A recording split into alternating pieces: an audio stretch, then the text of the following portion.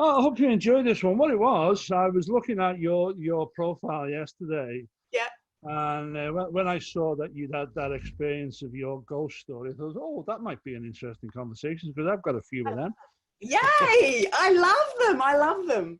Yeah, and then I also saw your notes about how you wanted to talk about. Oh, Oh, Gilgamesh.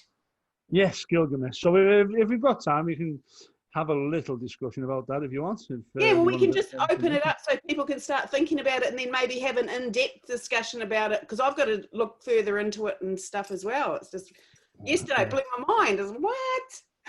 As we've said, now it's this rabbit trail is massive. It's just, as I say, And I it's all thought connected. I thought I had all the information I could ever want to have, and I don't think I've Just got keeps any of it. coming. All we know Anyway, is that we know nothing. Hey, there's just so much. well, if I've learned one thing at the age of 60, the more I think I know, the less I actually know. Exactly right. Again, the expression that I often quote is, condemnation without investigation is ignorance, and being ignorant seems to be an easier option for people, and I get that. I do too. I do too. I do get that. Some people just say, "Look, whoa, Yeah, I don't want to know. don't tell me," and then I haven't got to worry about anything. Exactly right. Yeah. So okay. So what we're going to do today, the theme for today, I've titled it "Spirits or Demons." Beautiful. Because I do think both are relevant for us today, and especially the rabbit holes and the conversations that we're going to engage in. We're certainly going to see both of those entities at their best and at their worst, because I do think both of those entities, good versus evil, are going to play a massive role in our lives, and certainly that of members who confess or profess to be believers in the Lord Jesus Christ. So very interesting. Anyway, after I watched your presentation, I thought, wow, that was incredible. And I'm sure many of our listeners will maybe have similar experiences, and perhaps won't perhaps have the explanation or understanding of what went on and when it went on and why it went on. And I'm not here to say yay or nay. It is or it isn't. We just say to people, just listen and engage in the conversation. And if you've got any similar experiences, then we'd love to hear it, love to engage with you. So what do you want to know? Start at the very beginning. All right, I knew you were going to say that. Right. Well, my first experience, if I've got to be careful what word I use here because it's not spiritual. I'm going to use the word demonic. My first introduction to the demonic realm was when I was 10 years of age, a junior school where, the old end of year class photograph type thing. Yeah. And I'm the good looking one on the middle left row in case you're looking for him. Oh, yes, I can see him. Okay. And that was our teacher, Mr. Sale, incredible teacher. I had a lot of respect for our teachers, and headmaster, a guy called Mr. Dunn, awesome guy. Anyway, so the story of what introduced me into the demonic realm was one of the guys in our, in fact, he's not in that picture, so he wasn't in our class, he was in the other class. He was into a Ouija board, believe it or not, at 10. No, I had the same experience at primary school. Oh boy. Anyway, I was naive. In fact, I think I was naive up to about 16. But anyway, he brought this Ouija board and he said, come on, let's get in the classroom. Let's, blah, blah. So we managed to persuade our teacher to let us stay in the class at dinner time. And we locked the door so that nobody disturbed us. I don't know whether you had them in your school, but the old cast iron with wooden desk with the inkwells. I was going to say, I think it might be a little bit before yours. But trust me, they were heavy. And the ones that we had were doubles. So to move one of them, it took about 5 or 6 kids.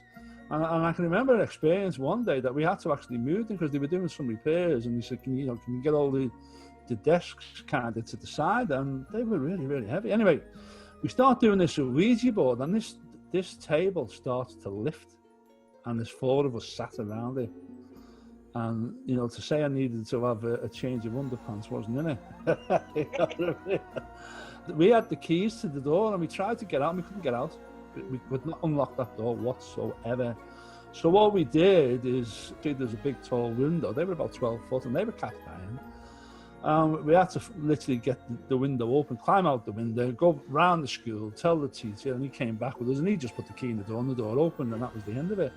We told them what went on, and we said, you know, don't ever play with that stuff again, lads. You know, that's not extracurricular activities that you want to be engaged in. To be honest with you, Kirsten, it scared, you know, to use the vernacular, it scared the crap out of me. Yeah. And that was my introduction at 10 years of age. Because crazy. in previous conversations, you've said you didn't grow up in a religious home or anything, so No. you didn't have any knowledge one way or the other at that point. And again, I don't think that was, you know, even I think, you know, from a religious practice point of view, I don't even think that stuff would have really been talked about anyway. No, true, not at that age, no. You know, not for kids at that age. You know, there may have been the odd topic about demons, possession, and all that sort of stuff. But anyway, Probably not. so yeah, so that was my introduction to the demonic world. Now, not that made me religious or anything, but it just opened up that field of information, if you like. And then lo and behold, we left school that year, because that was the 11, you know, coming up to 11. And then I went to a junior school. You can go and actually research this, because I was looking for the photograph and I couldn't believe how quick that photograph came up when I did the Google search. Because that is actually the picture of the college that was on Durning Road in Edge Hill, Liverpool, which became our school, Edge Hill Boys School. And what happened, it took a direct hit during the Blitz, because obviously Liverpool being a seaport, you know, the German Luftwaffe and whatever you wanted to try and destroy the port, because we were shipping out all kinds. We were making parachutes, we were making, you know, military equipment, etc., because we were a big industrial town at that point. So they obviously thought, well, if we can stop the supply chain, blah, blah, blah, we'll win the war, if you like. But anyway, this site took a direct hit. Now, unbeknownst to me at the time, when this was bombed out, the story behind it was so devastatingly hit that they thought, you know, wow, there's no point even attempting to try and rebuild this type of story. But the thing was, it had been converted into an air raid shelter. So whenever the sirens went off, or the call to get out the way, get to a place of safety, well, this site was a place of safety because it had an air raid shelter underneath there. Now, the official story is that there were some 160 people reported to have been in that air raid shelter. Now, because of the devastation, they gave no possibility of any survivors being in there. So much so that they just threw tons and tons of lime over the site. Rather than try and dig out body parts, which would have been horrendous, they just threw lime over the bodies to decay the bodies so that, you know, there wouldn't be the stench and the bodies would just rot. Well, you could hear the screams. They had actually survived.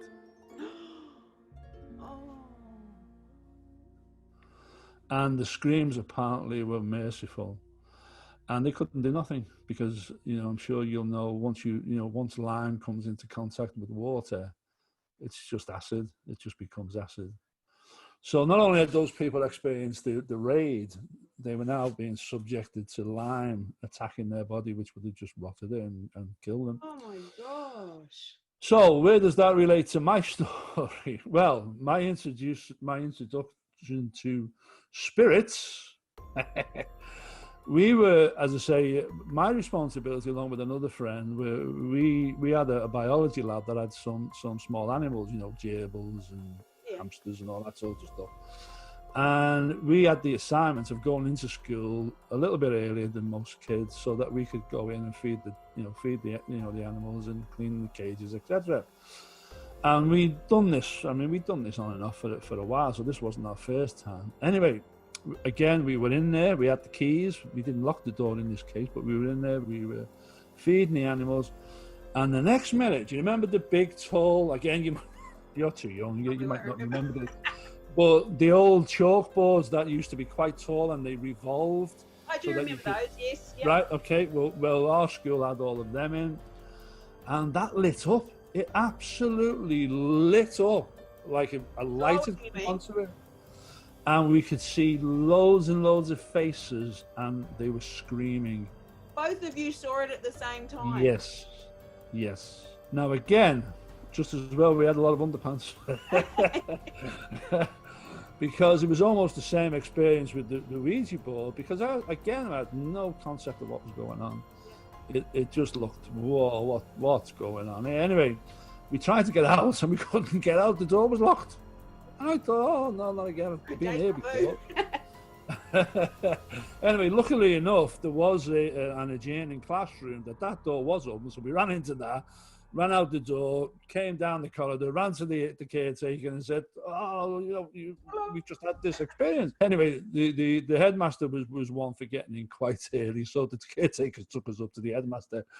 And the caretaker said, you better listen to this. And we told the headmaster the story, and he said, well, let me tell you, boys, this is what happened. And then he told you what had happened. And he told us the story that the school was built on that bombed out college. And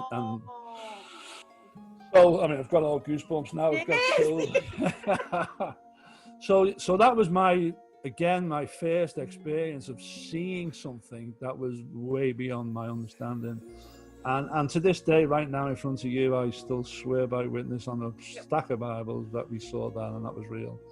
And then when he told us the story, then, that just made sense. Again, similar experience during the war in Liverpool. There was a church that had took a direct hit and was bombed out. And it's still there today. They never rebuilt it. They just left it as is, and you can see the story. But anyway, I apologize to all listeners because I can't remember whether this was the actual church, but the story that I heard was that a church did take a hit, and this is the only one that I can find, so I'm assuming this is it, but I do apologize, it might not be.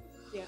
But the story we heard was, again, when the siren sounded, this church was deemed a place of safety. So many people would run out of their houses, whatever. This is in the city centre, and it's still there today. It's a tourist site now. The people went into the church, praying and whatever. Anyway, there was the story that we got told was that there was a marble statue. Now, if you've ever seen the film Angels and Demons by Tom Hanks, the one where they're following the trail of the angels that are pointing and they're doing all, they're doing all this that way. Yeah. Well, apparently this angel had an outstretched arm with a finger pointing, and apparently the story goes that this marble statue actually started to turn, pointed to the door, and the minister took that as a sign, we need to get out of here. And anyway, the story went that they all left the building, and sometime thereafter they took a direct hit. Wow. And again, one of those stories. Now, those articles, because as I say, when I was searching for the picture today, I actually saw all the news articles, and you can go and search it.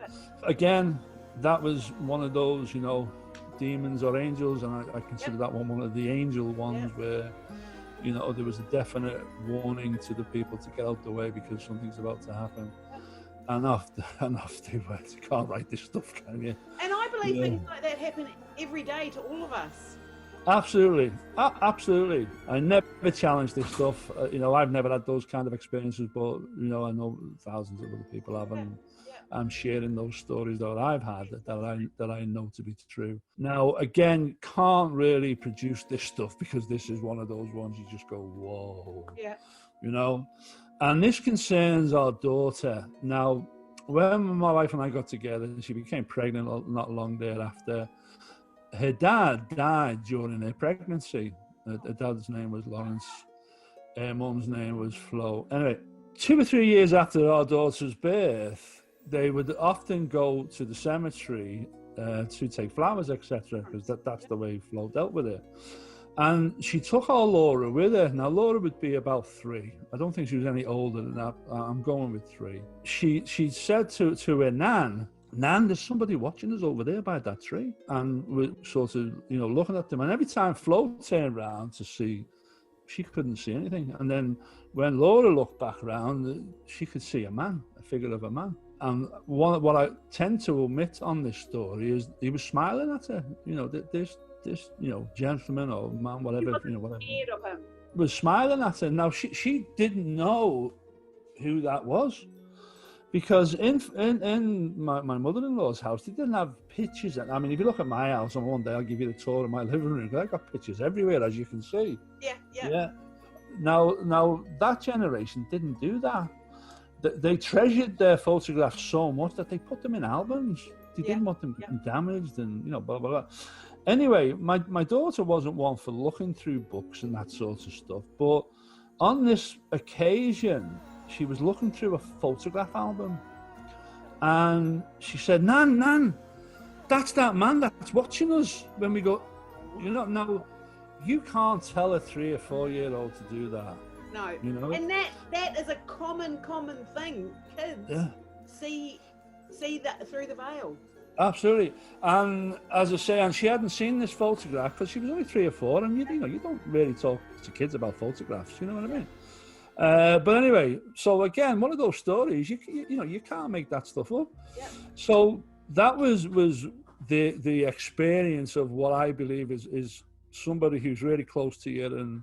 Yes. Is trying to let you know that they're there and they're watching over us, and we as members of the church, we recognise that we have guardian angels and those sorts of experiences who have passed. Yeah, and I relate to that. Now, as we grew, as the kids obviously started growing up, blah blah blah. The next slide, which I had to be a little bit sensitive with this because I tried to make this look quite sweet and innocent, whereas it again, it was almost a changing pair of underpants experience again. Because as we first joined the church, didn't have a lot of experience with the priesthood, and other than blessing, my own family when they were ill, didn't really engage in other priesthood blessings. But on this particular occasion, we had a member of the church who was one of our neighbours, and she was telling us that she had 2 children. She had a young girl who was about 8, and she had a young boy named Paul, funnily enough, who was, again, 2, maybe 3 at the most.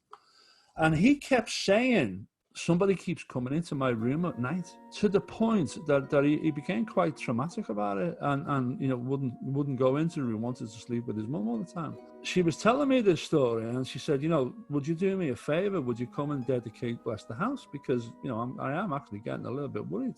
A little bit like your story, this one. This is what triggered that memory of. Didn't know too much about it, so I got the priesthood manual out and looked up, dedicating the home, and I thought, yeah, I can do that. That seems reasonably fair enough. So I went down. She only lived about 8 houses away from me. So we went down, and she said, but look, before you do this, she said, will you just come and experience this? Because, tell me what this is, because I have no experience of this. I don't know what this is.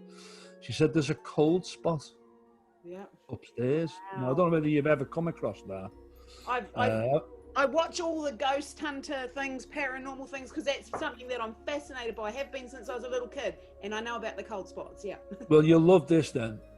So anyway, she said, so she took me upstairs, and as you turn on the banister, the first room on the left was this young boy Paul's bedroom. And then as you walk back towards the front of the house is the main bedroom, and as you got halfway along the landing, you hit this cold spot. Now, I'm telling you, it was like walking into a freezer. Now, I don't suffer from the cold, but even I was, I could feel, that's how cold it was. It even sent a shiver down my spine. And even to this day, I can feel that same experience now. And I went, wow, what's this? I said, I've never experienced this before. And it was a definite cold spot. Now, she said, and I won't mention the name because this lady is still alive as far as I know, but she said this appeared around about the same time as, her son saying about this person coming into the room. So I said, okay, well, I'm glad you shared that, because now you just completely scared the crap out of me to say again. So anyway, I offered a dedicatory prayer, I blessed the home. Anyway, it disappeared.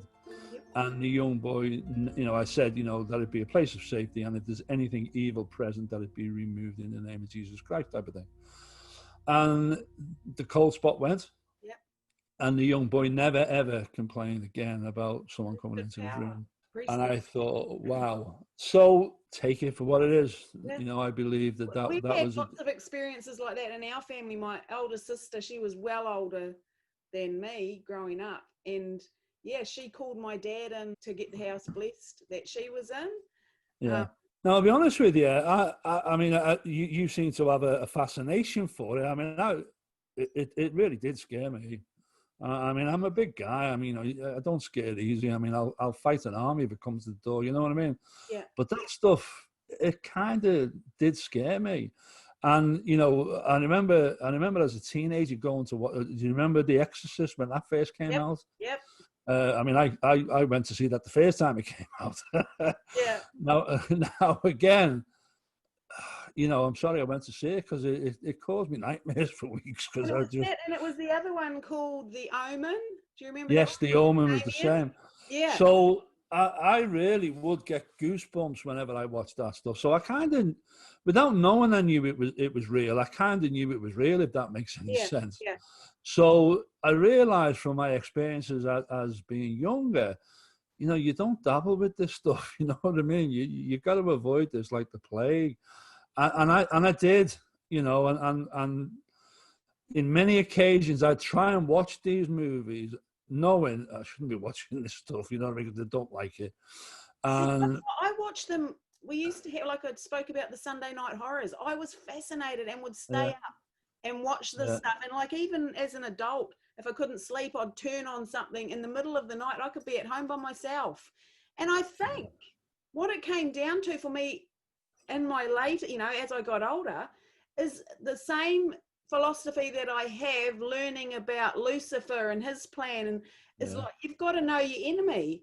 It yeah, takes the fear out of it because ultimately we have the power to overcome that. yes. If you know what I And I mean. think, yeah, no, I totally agree with you because I think up until the time when I went through the temple, and you know, we get to that point in the endowment session where we hear those Well, we kind of know that we explanations. have power over him. Like, Yeah, and I would say up until that. Now I didn't go through the temple till I was what 25.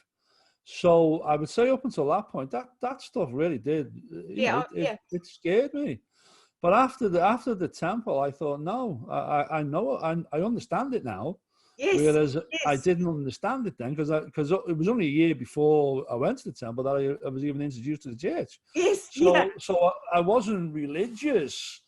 So therefore, I didn't really have a grasp on any of this stuff. So, you know, I didn't understand it. But obviously, One of my favorite things that keeps coming to my head is the only power the devil has over you is the power you yourself give to him. allow it absolutely, Yeah, and it sticks with me all the time.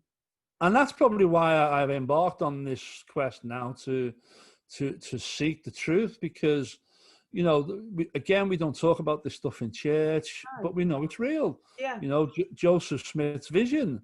You yeah, know, you know, yeah, a dark force overtook him yeah. to the point Before he had the first yeah, vision, he was overtaken by an evil that he thought was going to destroy him. yeah. So I think looking back now in hindsight, I believe I was being prepared for the last days, but just didn't understand it. Yep. Because now, you know, bring it on. You know, Yes. I'll Yeah. take it on because I now know who you are, where you are, and as you said, And how you work. I know how you work, and I know the enemy. Yeah. And yeah, you know, I've again, I keep a good stock of underwear. Yeah. You see that.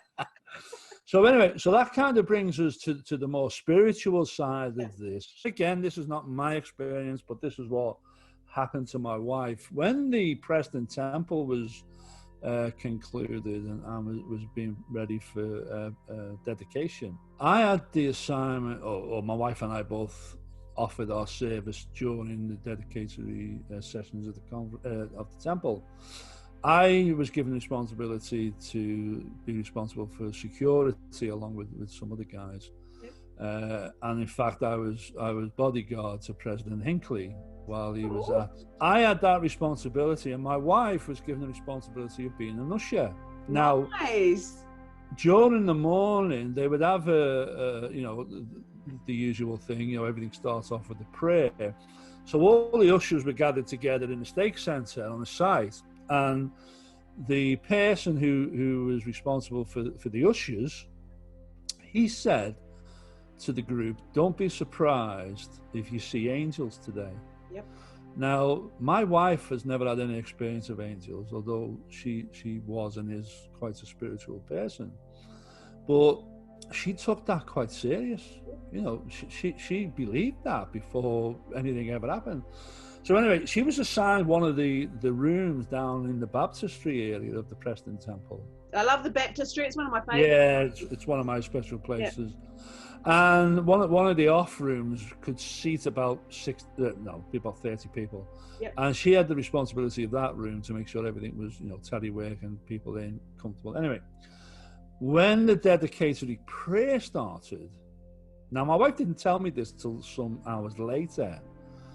She said as soon as the dedicatory prayer started, she said right around the perimeter of the room, there were people dressed in white. Oh. Yeah. Now she said, I think they were angels. I said, well, you know what? I don't think they were angels. I think that they were the spirits of those people whose perhaps names had been presented to the temple, and they were awaiting their work. And even now, you know, so goosies, eh? I got it all over my face. And that's how the Spirit testifies to me. It's taken me a lot of years to work out how the Spirit testifies of truth, and now I know how. So that was her experience of that, and I thought, wow, you know, I'd love something like that to happen to me. You know, I'll give you an example of something that happened. Like I didn't see, I felt, but I didn't see. But in our baptistry in the New Zealand temple, I organised like a family, I think it was this time, a family session where I had about 200 names, got some people from the ward. Oh, it was my twins, Lily and Xanthi. It was their 12th birthday and they wanted to go to the temple to do baptism. So we organised like a family group, people in our ward, and we went down for this baptistry session. One of the gentlemen that came down with me, he was the baptizer. He was, you know, putting people in the water. And I was standing up the end of where they walk out to go up to the changing room with the mop, and I was mopping up after the kids that come out. There was this whole massive family that I'd found over in the UK, at the Brooks. They were massive family, and we were doing all them, and I could feel people around me, and I just thought, I'll keep that to myself, you know. Yeah. I could feel people, and then after it, the baptizer said, I could see people all around you. And he said, I know that they were the Brooks family. And before he even said that, I knew they were there because I could feel them. I can't see them, but I could feel them. And he was somebody that was blessed enough to see. Well, that segues right nicely into the second experience that I want to share, again relating to the temple. Now, again, I apologize because I can't actually remember which temple this work was done, whether it was in the London temple where we were actually sealed and we received our endowment, or whether it was in the Preston temple, which was, you know, a number of years later. I can't remember now, getting too old, memories going. But anyway, we come to the point where we were going to do the work for Pat's sister. Now, Pat's sister had died while Pat was in her early 20s, so Kay would be about 27, 20, she was about 5, 6 years older. She'd gone in for some dental treatment that actually went wrong, and the gas in the air was over mixed, and she ended up, anyway, cut long story short, she passed away. So that was quite tragic on its own. And anyway, we got to the point where she was going to do work for us. So we'd gone up, we'd done the initiatory work, we were now going through the endowment session, and we sat down. The endowment session is just about to start. Pat sits down, and our friend who kind of was always with us, so she was with Pat, supporting Pat, and you know, we went into the session. I was in the same session.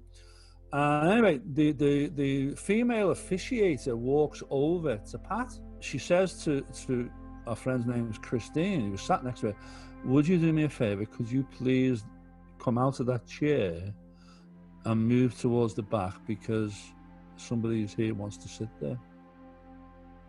Oh, wow.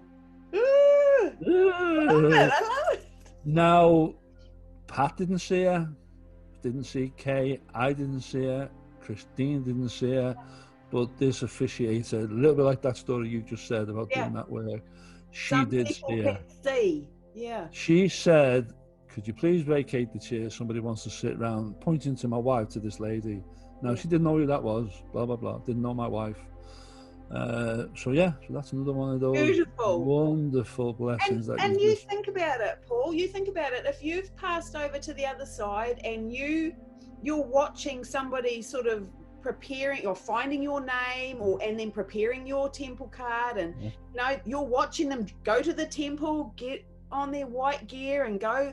Imagine the excitement of the people. That's me. That's my name. That's my name. Of course they're going to be there. Of course. And again, that was just one of those experiences. You can't write that stuff. Yep. Now, the other one is one of the weirdest experiences. And again, my wife, spiritual person she was. Do you remember when the church were given the assignment of doing the census? I don't know whether you were on that. I think I can't remember whether it was around about 1990, 91. Anyway, the church was given the assignment. I wasn't active then. I was off doing my own thing. All right, no problem. You were off partying. Yeah. Anyway, the church received an assignment to help with the genealogy side of completing censuses. And my wife, being a qualified typist, she volunteered to do it. So what she did, a couple of times a week, she would go up to the chapel. They had a computer set up, and she would type in the name. You just took the names off the census, put them into a record, blah blah blah.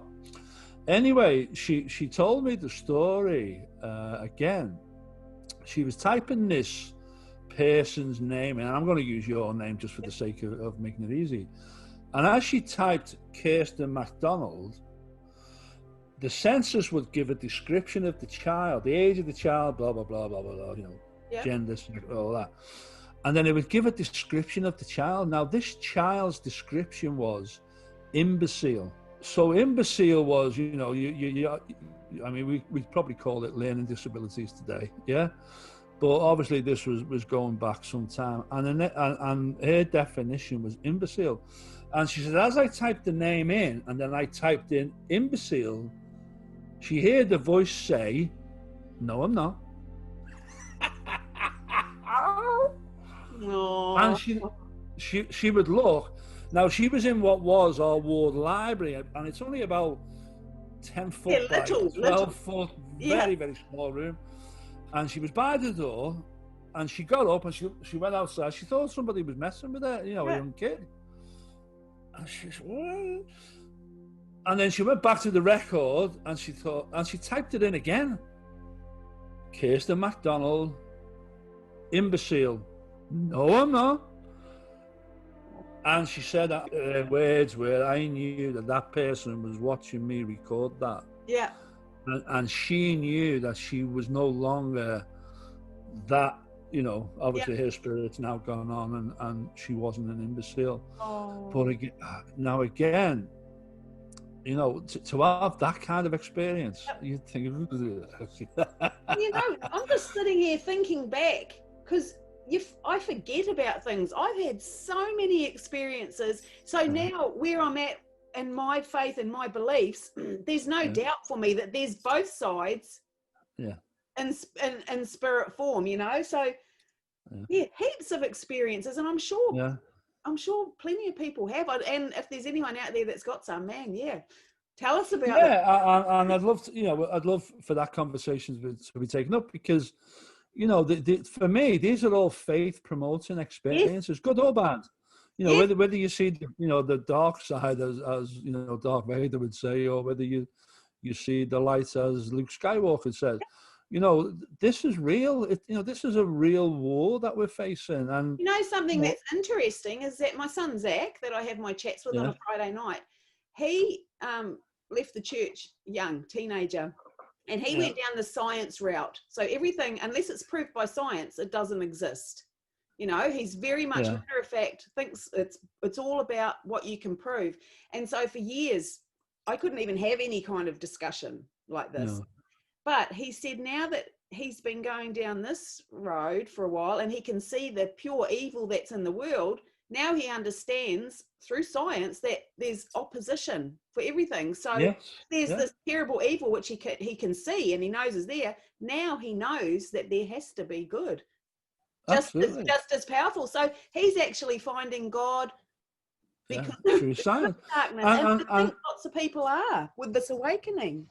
And I think that, well, I was just going to say that the whole thing about this consciousness awakening is that, to me, I can see science in everything God's done. Well, to me, God's the scientist. He's the master scientist. Yeah, well, he's the master architect. You know, you look at the, the Fibonacci numbers, the sequence of the numbers. Well, Fibonacci numbers is like, 1 and 1 equals 2, 2 and 1 equals 3, 3 and 2 and 3 equals 5, 3 and 5 equals 8. There's a mathematical sequence that plays out right throughout. You know, when you see all these like spirals, and it gets bigger and bigger and bigger. Yeah. Well, that's the Fibonacci numbers. Now that's in creation. That's in, flowers. If you look at certain flowers, you can see that Fibonacci sequence. You can see that number play out. Grand architecture, the pyramid, the size of the pyramid, the dimensions of the pyramid. It's all. Your son would call that science. It's all architectural information. But it plays into a biblical sequence. And, it's just like God saying, look, I created this stuff. I know how this all works. You know what I mean? Exactly right. Exactly. You're discovering what I've told you all along I've done anyway. Yes. So for me, science only confirms that God exists. Same. Because some of the stuff that we're going to be talking about when we start getting into the the transhuman side of things and what the agenda of that is and how science is working, they all delve into this sequencing, genome sequencing, mapping out the human body, mapping out the human brain. I mean, come on, how are they managing to do that? Well, they're managing to do that because the angels who came onto the earth, the watchers who started the giant problem off, they had all the knowledge because that was their assignment. Go and teach the people how to do everything. You know what I mean? So, the scripture and the information, there's nothing new under the sun. There's no, I'm a great follower of Tesla's work. And, Tesla said, I didn't come across, I didn't discover it. Sorry, I didn't make this stuff. I discovered it. It was like light bulb moments. Einstein the same, mathematicians the same, scientists the same. Heavenly Father gave them the knowledge when it was needed to counteract the role that the devil's playing, and the devil knows this stuff, so he knows he's using it. And this whole paranoia, superstition stuff and witchcraft, however far you want to go down that rabbit hole. It all plays out in where we are today. Yep. Now, when we go back towards, what was going on historically, and you mentioned wanting to talk a little bit more about Gilgamesh, okay? When we go back in history at that pivotal moment, and I'll use President Nelson's vernacular, when Nimrod started to have Israel, man, he became the King of Kings and is known as the Lord of Lords. He became the first Antichrist, and we're talking about spirits or demons type of story scenario. Carrying on from that, he became the first person who set out to try and dethrone God and built the Tower of Babel, etc., etc. Now, what a lot of members I wouldn't say don't know, but perhaps haven't looked at, is the fact it doesn't matter what we're seeing in the world, God's in control. Yes. Okay? Now, it's whether he's doing it for his purpose or he's saying, well, okay. I'll let this play out. Yeah. I'll play this game of chess with you. When it comes to the Tower of Babel, he divides the people into 70 nations effectively, yeah? Yeah. So what does God say to Nimrod, or in this case, the devil? I'll tell you what, I'll have this game with you. I'll give you 69 pieces and I'll keep one. I just want the house of Israel. I just want the Jews. Okay, you can have all the rest. Do your best. Yeah.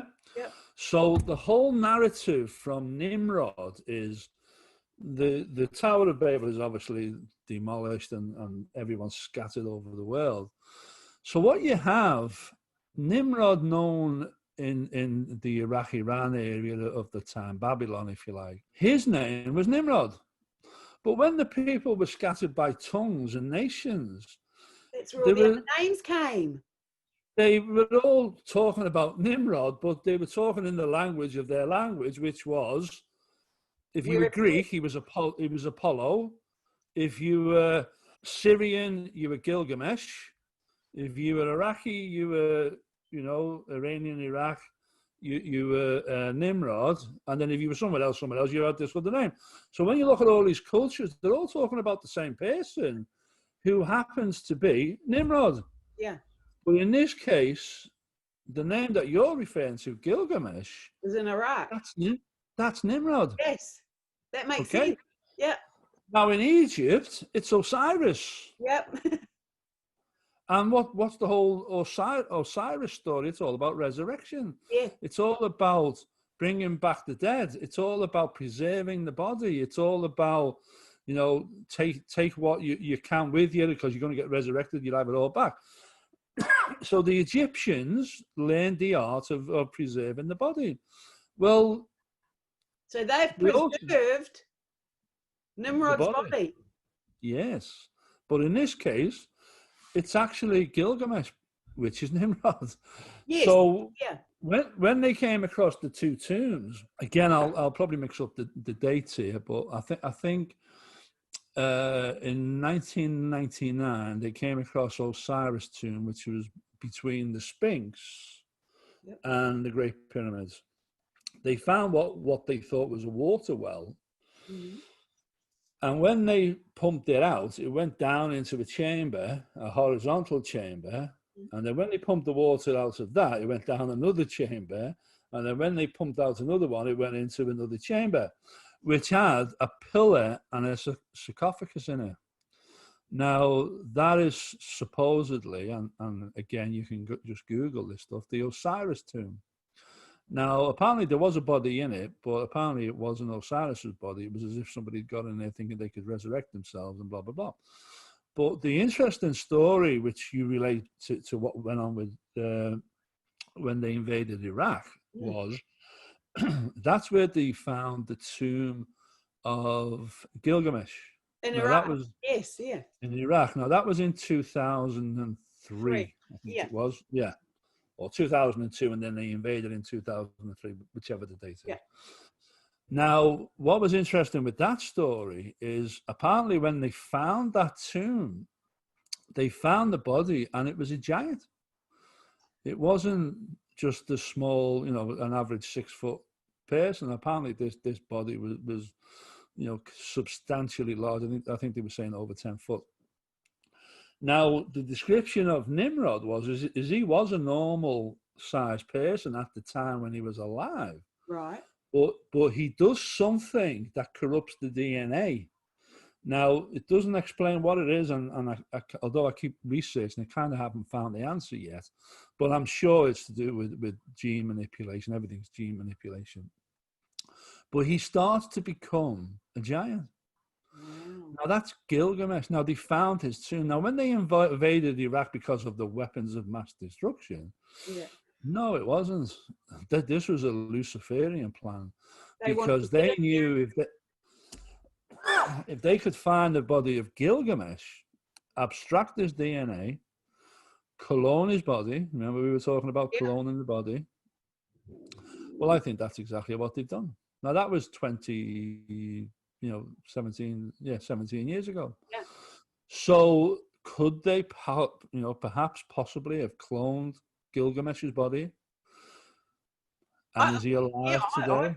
I'm all in on that. The more I learn about that, when you first brought it up, because my mind's been so shut for so long. Yeah.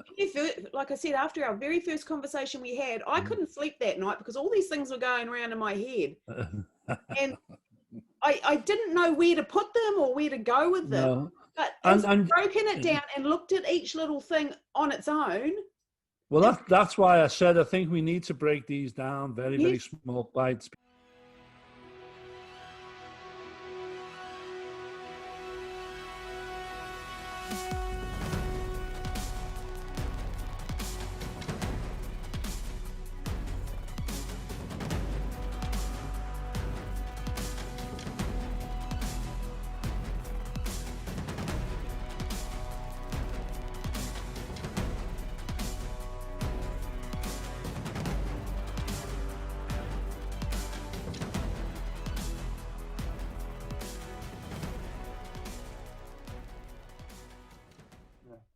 this has been So awesome. it is about holding your chin up, keep going, Yep.